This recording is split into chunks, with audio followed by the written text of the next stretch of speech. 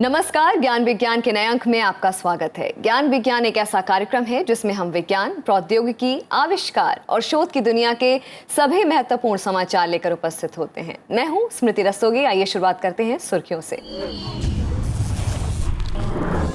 America के Apollo 11 अभियान में चंद्रमा की सतह पर इंसान के पहुंचने के 50 वर्ष पूरे। ज्ञान विज्ञान में देखिए किस प्रकार इस अभियान ने अंतरिक्ष अन्वेषण में एक नए युग का आरंभ किया। इंडिया इनोवेशन ग्रोथ के तहत DST Lockheed Martin Tata trust द्वारा आयोजित कार्यक्रम में नवाचारकों को पुरस्कृत किया गया। 15 जुलाई को नेशनल प्लास्टिक सर्जरी डे के अवसर पर अखिल भारतीय आयुर्विज्ञान संस्थान ने प्लास्टिक सर्जरी और दुर्घटनाओं में जले मरीजों की सर्जरी के लिए 100 बिस्तरों वाला एक ब्लॉक आरंभ करने की घोषणा की। खगोलीय घटनाओं में रुचि रखने वालों ने वर्ष 2019 के अंतिम चंद्र ग्रहण के दर्शन किए। ज्ञान विज्ञान आपके लिए लाया है इन खगोलीय घटनाओं पर एक विस्तृत रिपोर्ट। 20 जुलाई 1969 को इंसान की कल्पनाओं में बसा हुआ एक असंभव सा सपना साकार हुआ था। 2 अमेरिकी अंतरिक्ष यात्रियों ने कुछ ऐसा कर दिखाया जो पहले कभी नहीं हुआ था। भारी भरकम अंतरिक्ष की पोशाक पहने और पीठ पर ऑक्सीजन सिलेंडर लादे नील आर्मस्ट्रॉन्ग और बज ऑल्ड्रिन चंद्रमा की सतह पर कदम रखने वाले पहले इंसान बने। आर्मस्ट्रॉन्ग के चंद्रमा की सतह पर कदम रखने की घटना दुनिया भर के टेलीविजन चैनलों पर लाइव प्रसारित की गई थी। आर्मस्ट्रॉन्ग ने इस घटना के बारे में कहा था कि इंसान का ये छोटा कदम मानवता की उन्नति के लिए एक बड़ी छलांग है। इस घटना ने भविष्य में अंतरिक्ष अन्वेषण और असंख्य उत्सुकताओं को दूर करने का रास्ता साफ किया। ज्ञान विज्ञान पेश कर रहा है इस ऐतिहासिक अभियान पर विशेष report. One small step for man, one giant leap for mankind. ठीक 50 वर्ष पूर्व दुनिया ने नील आर्मस्ट्रॉन्ग के मुंह से ये शब्द सुने थे जब उन्होंने मानव इतिहास में पहली बार चंद्रमा की सतह पर कदम रखा था। 20 जुलाई 1969 को अमेरिकी अंतरिक्ष यात्री कमांडर नील आर्मस्ट्रॉन्ग और लूनर मॉड्यूल के पायलट बज एल्ड्रिन ने अपोलो लूनर मॉड्यूल ईगल को चंद्रमा की सतह पर उतारा था। अपोलो 11 को फ्लोरिडा के मेरिट द्वीप स्थित कैनेडी स्पेस सेंटर से एक सैटर्न 5 अंतरिक्ष यान के जरिए 16 जुलाई को प्रक्षेपित किया गया था। यह अपोलो कार्यक्रम के तहत नासा का 5वां मानव सहित अभियान था। अपोलो 11 के 3 भाग थे। पहला था कमांड मॉड्यूल, जो तीनों अंतरिक्ष यात्रियों का केबिन था। यह धरती पर वापस लौटने वाला अंतरिक्ष यान का एकमात्र भाग था। दूसरा था सर्विस मॉड्यूल, जिसका काम एक लूनर मॉड्यूल की मदद से कमांड मॉड्यूल को नोदन, विद्युतीय ऊर्जा, ऑक्सीजन और पानी उपलब्ध कराना था। लूनर मॉड्यूल के 2 चरण थे, चंद्रमा की सतह पर उतरने का चरण और अंतरिक्ष यात्रियों को चंद्रमा की कक्षा में वापस लाने के लिए आरोहण का चरण। इस अभियान के कई उद्देश्य थे। लूनर मॉड्यूल यानी LM के चालक दल द्वारा वैज्ञानिक अन्वेषण, पृथ्वी पर सिग्नल भेजने के लिए एक टेलीविजन कैमरा स्थापित करना, सौर वायु की संरचना पर प्रयोग, भूकंप से जुड़े प्रयोगों के लिए उपकरण और एक लेजर रेंजिंग रेट्रो रिफ्लेक्टर स्थापित करना। उन्होंने चित्रांकन और फिल्मांकन करने वाले कैमरों से चंद्रमा के सतह की कई वीडियो और तस्वीरें खींची। चंद्रमा से लाए गए अधिकतर नमूने टेक्सास के ह्यूस्टन में Lyndon B Johnson space centre स्थित प्रयोगशाला में रखे गए हैं। 1961 में राष्ट्रपति जॉन F कैनेडी ने चंद्रमा पर इंसानों को भेजने और उनकी सुरक्षित वापसी का प्रस्ताव रखा था। अंतरिक्ष की दौड़ में अमेरिका के इस राष्ट्रीय अभियान को अपोलो 11 ने भली भांति पूरा किया। दुनिया भर के लगभग 65 करोड़ लोगों ने पहली बार इंसानों को चंद्रमा की सतह पर चलते हुए देखा। अपोलो 11 की सफलता ने दुनिया भर में अमेरिका की तकनीकी बढ़त साबित कर दी। चंद्रमा की सतह पर किसी अंतरिक्ष यान के उतरने को मून लैंडिंग कहते हैं। मून लैंडिंग मानव सहित या मानव रहित दोनों अभियान हो सकते हैं। हालांकि अमेरिका के अपोलो 11 अभियान के जरिए 1969 में पहली बार चंद्रमा की सतह पर इंसान के कदम पड़े थे, लेकिन चंद्रमा की सतह पर पहली बार मून लैंडिंग सोवियत संघ के लूना 2 अभियान की हुई थी, जिसे 1959 में प्रक्षेपित किया गया था। अपोलो 11 के इतिहास रचने के बाद नासा एक बार फिर चंद्रमा की सतह पर अंतरिक्ष यात्रियों को भेजने की तैयारियों में जुटा है। नासा की योजना चंद्रमा के सबसे दूर स्थित दक्षिणी ध्रुव पर 2024 में इंसानों को भेजने की है। इंसानों द्वारा आधुनिक अंतरिक्ष अन्वेषण के युग की शुरुआत करने में अपोलो 11 अभियान को हमेशा मील के पत्थर के रूप में याद किया जाएगा।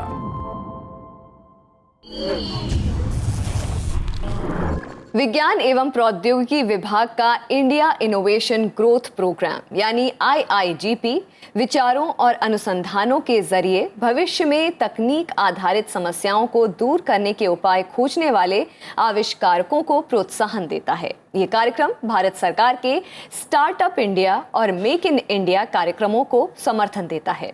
वर्ष 2007 में आरंभ होने वाला IIGP कार्यक्रम देश में सबसे लंबे समय से चला आ रहा कार्यक्रम है, जो विज्ञान और प्रौद्योगिकी के क्षेत्र में सार्वजनिक और निजी क्षेत्र के संगठनों के आपसी सहयोग से संचालित हो रहा है।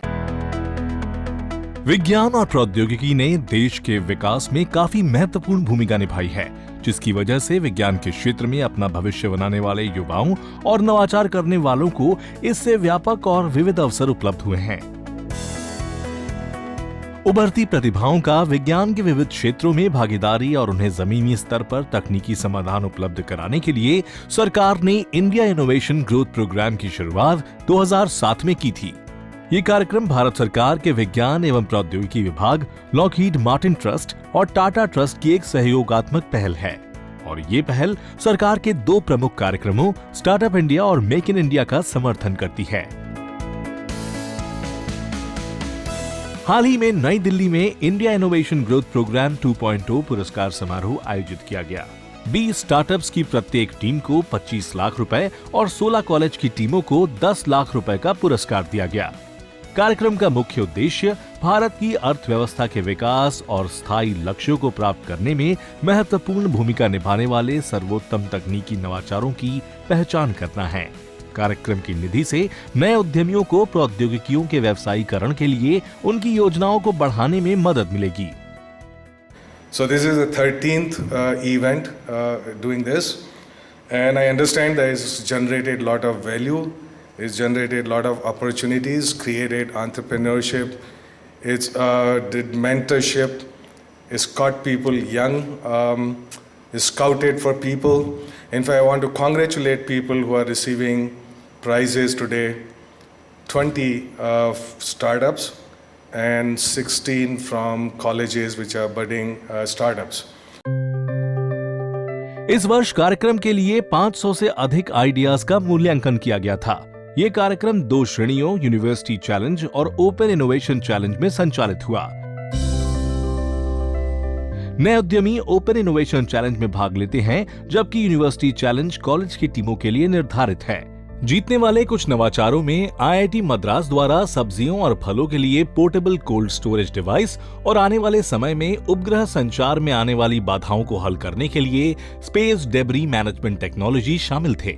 With this IIGP, we got the fundings of about 10 lakhs on the basis of the concept and research we have done. After getting this 10 lakhs, we started developing the prototype in a very matured way. Started contacting with the few of the ISRO scientists, taking their feedback and maturing our product. So this overall journey helped us in clearing our whole concept of how to develop a product from the concept and get it to a commercial market.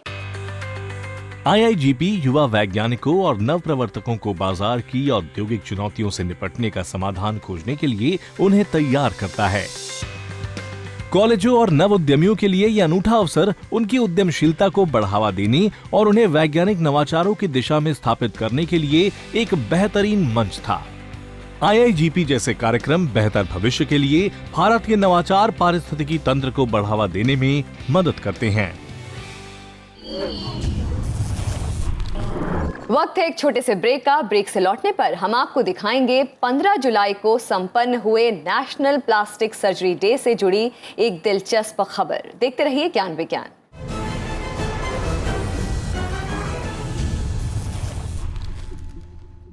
Bharat में हर वर्ष 15 जुलाई को national plastic surgery day के रूप में मनाया जाता है। ये आयोजन दुर्घटनाओं में जलने से जन्मजात दोष या दुर्घटना के कारण होने वाली विकृतियों को प्लास्टिक सर्जरी के जरिए दूर करने के प्रति जागरूकता फैलाने के लिए किया जाता है। इस अवसर पर नई दिल्ली स्थित अखिल भारतीय आयुर्विज्ञान संस्थान ने जलने और अन्य दुर्घटना के मरीजों के लिए 100 बिस्तरों वाला एक सर्जरी ब्लॉक जल्द आरंभ करने की घोषणा की है। इस अवसर पर आम लोगों में प्लास्टिक सर्जरी के प्रति जागरूकता उत्पन्न करने के लिए एम्स के department of plastic, reconstructive and burn surgery और एसोसिएशन ऑफ प्लास्टिक सर्जन्स ने संयुक्त रूप से एक कार्यक्रम आयोजित किया। पेश है ज्ञान विज्ञान की विशेष रिपोर्ट। चिकित्सा की दुनिया में प्लास्टिक सर्जरी का अर्थ है शरीर के किसी हिस्से के ऊतकों को लेकर किसी दूसरे हिस्से में जोड़ना और उसे ठीक करना। चोट, दुर्घटना, जलने या जन्मजात दोष के कारण चेहरे या शरीर के किसी दूसरे अंग में आई विकृतियों को दूर करने में प्लास्टिक सर्जरी काम आती है। सर्जरी की ये प्रक्रिया कैंसर, मधुमेह के कारण, पांव का अल्सर और मेलेनोमा के कारण शरीर के निशानों को दूर करने के लिए भी अपनाई जाती है। विज्ञान में हुई प्रगति के कारण इस प्रकार की सर्जरी दुर्घटनाओं या जन्मजात दोषों से पीड़ित मरीजों की समस्याओं का समाधान करने में महत्वपूर्ण हो गई है। मुख्य रूप से प्लास्टिक सर्जरी के 2 प्रकार हैं, पुनर्निर्माण और कॉस्मेटिक सर्जरी।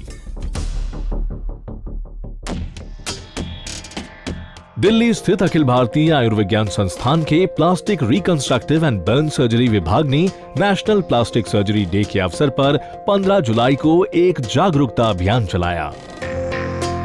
ये कार्यक्रम association of plastic surgeons of India ने आयोजित किया था। इस कार्यक्रम का मुख्य उद्देश्य पुनर्निर्माण प्लास्टिक सर्जरी के उपयोग के प्रति जागरूकता फैलाना और विभिन्न विकृतियों के लिए उपलब्ध उपचारों के लिए स्वीकृति पाना था। वर्तमान में भारत में विभिन्न प्रकार की प्लास्टिक सर्जरी के लिए लगभग 2500 सर्जन उपलब्ध हैं। AIIMS has basically the full spectrum of plastic surgery. If I just try to divide plastic surgery into very broad area, so one is trauma, one is cancer, and one is the birth defects. These are the 3 main spectrum we can say. In birth defects, the most common are the cleft lip, in which जिसमें मैंने होठ कटा रह जाता है, जो और birth defect से हैंड के बहुत कॉमन होते हैं। उंगलियां चिपक जाती हैं, एक्स्ट्रा उंगलियां होती है, उंगलियां हड्डी बनती नहीं है। और तीसरा होता है जो खून के गट्ठे बन जाते हैं बॉडी में वेरियस लोकेशंस पे, और जो बड़े बड़े होते हैं, बहुत बड़े बड़े होते हैं, उनको निकाल के उनकी जगह पेशेंट की कहीं और से स्किन लगाना। ये 3 मेजर बर्थ डिफेक्ट्स हैं। दिल्ली स्थित अखिल भारतीय आयुर्विज्ञान संस्थान में हर वर्ष जलने और चोट से हुई विकृतियों के कारण करीब 3000 मरीजों का इलाज किया जाता है। एम्स के डॉक्टरों के मुताबिक दुनिया भर में जलने के लगभग 75% मामले भारत में दर्ज किए जाते हैं। इस कार्यक्रम के दौरान संस्थान ने घोषणा की कि एम्स में जल्द ही दुर्घटना में जलने वाले मरीजों के बेहतर उपचार के लिए विशिष्ट ब्लॉक आरंभ किया जाएगा। We can use this day to really spread what plastic surgery is all about and the utility of plastic surgery. But I'm very happy now that we have a whole burns and plastic surgery block which is going to be operational by the end of this year, and I look forward to that block being a hub for academic and research activity besides providing cutting edge patient care in terms of the facilities that are going to be there. संस्थान में गंभीर रूप से जलने के मामलों के तुरंत उपचार के लिए जल्द ही स्किन ट्रांसप्लांट बैंक बनाने की योजना पर काम चल रहा है। ये बैंक त्वचा दान से आरंभ किया जा सकता है, जिसमें सर्जरी के लिए त्वचा की आवश्यकता होती है। जलने और दुर्घटना के कई गंभीर मामलों में त्वचा के नीचे स्थित ऊतकों को नुकसान पहुंचता है, जिन्हें प्रत्यारोपण के जरिए ही सुधारा जा सकता है। इस अवसर पर एम्स ने Indian journal of plastic surgery का नया संस्करण भी जारी किया, जिसे एसोसिएशन ऑफ प्लास्टिक सर्जरी ने वर्ष 1968 में आरंभ किया था। इसका प्रकाशन वर्ष में 3 बार होता है और ये पत्रिका इस क्षेत्र के बारे में बताने और नए अनुसंधानों के बारे में जानकारी देने के लिए सभी के लिए उपलब्ध है।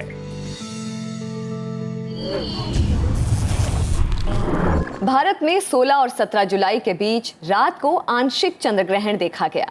चंद्रग्रहण के दौरान पृथ्वी चंद्रमा और सूर्य के बीच आ जाती है। इसके कारण पृथ्वी की परछाई उसके प्राकृतिक उपग्रह चंद्रमा पर पड़ती है। चंद्र ग्रहण सिर्फ पूर्णिमा को होता है, जबकि पूर्ण चंद्र ग्रहण का नजारा काफी दुर्लभ होता है, क्योंकि ये खगोलीय घटना सूर्य, पृथ्वी और चंद्रमा के बिल्कुल सीधी रेखा में आने पर ही होती है। आंशिक चंद्र ग्रहण के दौरान चंद्रमा के कुछ ही हिस्से पर धरती की छाया पड़ती है। ज्ञान विज्ञान आपको इस खगोलीय घटना के बारे में विस्तार से जानकारी दे रहा है। परछाइयों को हम रोज देखते हैं। परछाइयां अक्सर हमारे मस्तिष्क में कौतूहल उत्पन्न करती हैं। कुछ ऐसा ही खगोलीय परछाइयों के साथ होता है। ग्रहण परछाइयों के कारण होने वाली एक प्रक्रिया है जिसे इंसान सदियों से देखता आ रहा है। ग्रहण का उल्लेख प्राचीन पुस्तकों और ग्रंथों में भी पाया जाता है, जैसे कि चीन के अकादमिक दस्तावेजों में और हमारे यहाँ महाभारत तथा वेदों में। इस वर्ष 16 और 17 तारीख के बीच रात को भारत में चंद्र ग्रहण हुआ। ये वर्ष 2019 में दिखने वाला अंतिम चंद्र ग्रहण था। ग्रहण में चंद्रमा जैसे किसी खगोलीय पिंड अथवा ग्रह पर दूसरे खगोलीय पिंड की परछाई पड़ती है। पृथ्वी से दो प्रकार के ग्रहण देखने को मिलते हैं, चंद्र ग्रहण और सूर्य ग्रहण। पृथ्वी सूर्य का चक्कर लगाती है और चंद्रमा पृथ्वी के चारों ओर घूमता है। चंद्रमा को पृथ्वी का एक चक्कर लगाने में लगभग 1 महीने का समय लगता है।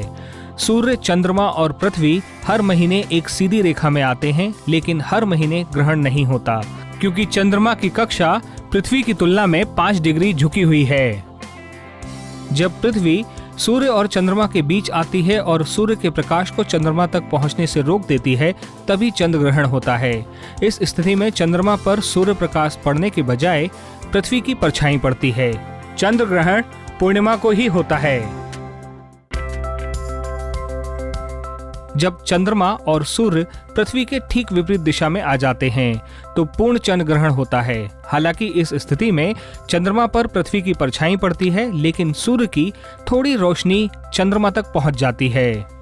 धरती के वातावरण से गुजरने के कारण सूर्य के प्रकाश का अधिकतर नीला भाग छन जाता है।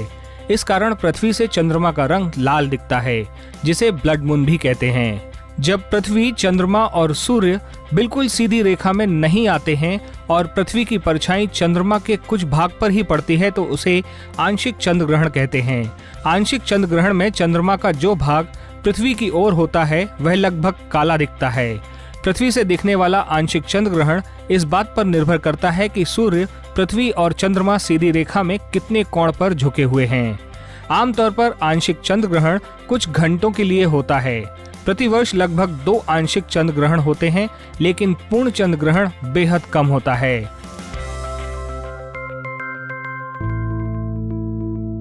कभी कभी चंद्रमा अपनी कक्षा में घूमते हुए सूर्य और पृथ्वी के बीच आ जाता है।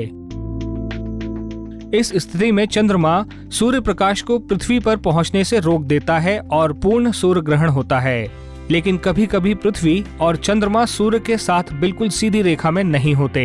इस स्थिति में आंशिक सूर्य ग्रहण होता है। आंशिक सूर्य ग्रहण में सूर्य का सिर्फ एक हिस्सा पृथ्वी से छिपा होता है। सूर्य ग्रहण के दौरान पृथ्वी पर चंद्रमा की 2 परछाइयां पड़ती हैं। पहली परछाई को अम्बरा कहते हैं। पृथ्वी तक पहुंचते पहुंचते ये परछाई छोटी हो जाती है। यह चंद्रमा की परछाई का केंद्र होती है। दूसरी परछाई को पेनम्ब्रा कहते हैं, जो पृथ्वी तक पहुंचते पहुंचते बड़ी हो जाती है। पेनम्ब्रा से आंशिक ग्रहण, जबकि अम्बरा से पूर्ण ग्रहण देखा जा सकता है। अगला चंद्र ग्रहण जनवरी 2020 में होने की संभावना है।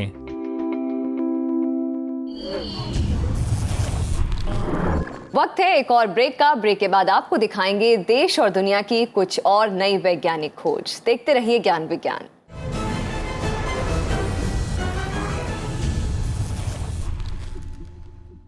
ब्रेक के बाद आपका स्वागत है और आइए अब तेज रफ्तार से नजर डालते हैं देश और दुनिया की कुछ और दिलचस्प वैज्ञानिक गतिविधियों पर। भारत की जलवायु में काफी भिन्नता है, जिसके कारण अलग अलग स्थानों की वनस्पतियों में भी जलवायु के अनुरूप भिन्नता पाई जाती है।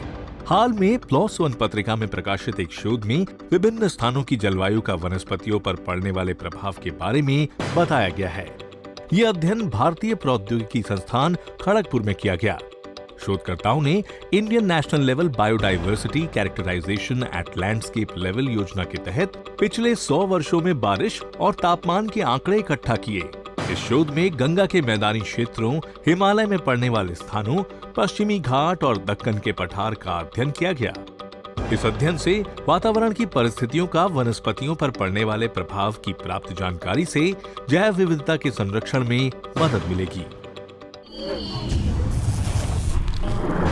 हाल में जापान की अंतरिक्ष एजेंसी से प्रक्षेपित हायाबुसा 2 उपग्रह ryugu नामक एक उल्कापिंड पर उतरने में सफल रहा। ryugu उल्कापिंड पृथ्वी से लगभग 30 करोड़ किलोमीटर की दूरी पर स्थित है। ये उपग्रह उल्कापिंड के गड्ढों से निकलने वाले इजेक्टा जैसे पत्थरों के नमूने इकट्ठा करेगा। आमतौर पर ज्वालामुखी विस्फोट या उल्कापात से उत्पन्न चट्टानों को इजेक्टा कहते हैं। यह अभियान सौर मंडल की उत्पत्ति जानने के लिए उल्कापिंड के सतह के अध्ययन के लिए प्रक्षेपित किया गया है। मुंबई स्थित टाटा मूलभूत अनुसंधान संस्थान यानी TIFR में शोधकर्ताओं की एक टीम ने एक नया पदार्थ बनाने के लिए सोने के सूक्ष्म कणों का इस्तेमाल किया। ये नया पदार्थ प्रकाश और कार्बन डाइऑक्साइड को आवेशित कर सकता है। वैज्ञानिकों ने नए विकसित पदार्थ का नाम ब्लैक गोल्ड रखा है। नए पदार्थ का एक गुण सौर प्रकाश के अवरक्त किरणों के निकटवर्ती क्षेत्र में पूरी दृश्यता को आवेशित करना भी है। ये पदार्थ समुद्री जल को काम योग्य जल बनाने में मददगार साबित होगा। इसका इस्तेमाल सौर ऊर्जा उत्पन्न करने के लिए भी किया जा सकता है। इस शोध के परिणाम केमिकल साइंस पत्रिका में प्रकाशित हुए हैं।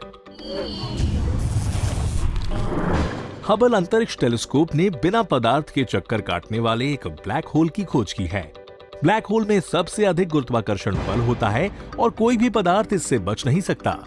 वैज्ञानिकों ने ये ब्लैक होल NGC 3147 नामक सर्पीले आकाशगंगा के केंद्र में पाया है। ये आकाशगंगा पृथ्वी से 13 करोड़ प्रकाश वर्ष दूर स्थित है। वैज्ञानिकों ने सर्पीले आकाशगंगा के अध्ययन के लिए हबल टेलीस्कोप के इमेजिंग स्पेक्ट्रोग्राफ उपकरण का इस्तेमाल किया। इस अध्ययन के परिणाम साइंस पत्रिका में प्रकाशित हुए हैं। विज्ञान के इतिहास में इस सप्ताह हम याद कर रहे हैं प्रसिद्ध भौतिक विज्ञानी एवं बहुश्रुत रॉबर्ट हुक को। उनका जन्म 18 जुलाई 1635 को ब्रिटेन में हुआ था। उन्हें मुख्य रूप से प्रत्यास्थता का नियम प्रतिपादित करने के लिए याद किया जाता है, जिसे हुक्स लॉ भी कहते हैं। इस नियम के अनुसार किसी प्रत्यास्थ वस्तु को फैलाने या सिकुड़ने के लिए एक निश्चित दूरी से बल की आवश्यकता होती है। इस नियम के अनुसार बल हटाने पर वो वस्तु अपने मूल रूप में आ जाती है। हुक ने एक टेलीस्कोप का निर्माण कर उसके जरिए मंगल और बृहस्पति ग्रहों के घूर्णन का भी अध्ययन किया। रॉयल सोसाइटी की स्थापना के कुछ ही समय बाद 1662 में रॉबर्ट हुक उसके सदस्य बन गए। 16वीं सदी में माइक्रोस्कोप आधारित अध्ययन आरंभ करने का श्रेय भी उन्हीं के नाम है। पौधों की कोशिकाओं की खोज करने के बाद रॉबर्ट हुक ने उनके लिए सेल शब्द भी प्रतिपादित किया। ये नामी वैज्ञानिक अपने समय के महानतम वास्तुकार भी थे। चंद्रमा और मंगल ग्रह के कुछ क्रेटर के नाम उन्हीं के नाम पर रखे गए हैं। इस सप्ताह के ज्ञान विज्ञान के एपिसोड में इतना ही। ये एपिसोड आपको कैसा लगा, इस बारे में अपने विचार हमें जरूर भेजें। आप अपने सुझाव हमें हमारे ईमेल पते news@vigyanprasar.gov.in पर भेज सकते हैं। आप पत्र द्वारा भी हमें सुझाव भेज सकते हैं। हमारा पता है विज्ञान प्रसार, 5वां तल, पृथ्वी भवन, लोधी रोड, नई दिल्ली 110003। अगले सप्ताह हम फिर मिलेंगे विज्ञान की नई खोज, आविष्कारों और समाचारों के साथ। तब तक के लिए नमस्कार।